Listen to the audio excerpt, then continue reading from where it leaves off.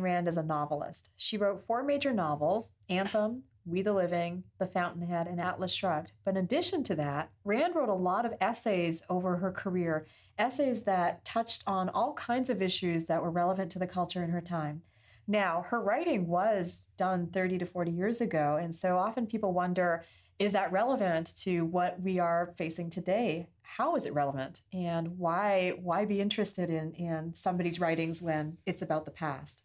I think a key to that is to recognize that Ayn Rand approached a lot of these issues in a way that picked out a timeless element, either a theme or a point that has resonance today and will be illuminating, even if the issues and the concrete news that she's commenting on is now far in the past. To give an example, even to this day, I often revisit some of her articles, those on the Vietnam War, some of her articles on the Watergate issue and the principles involved there, not the ones most commonly understood. There's really value that lasts despite the passage of time in those works. Yes, Watergate, you just mentioned that. She was talking about events that were happening at the time. Now, some of the other events that she discussed that seem like they're from the past, yet have these kinds of timeless elements to them. For instance, she wrote about Berlin and about World War II. And the student rebellions of the 60s, Woodstock. Yes, the hippies. She wrote about the hippies.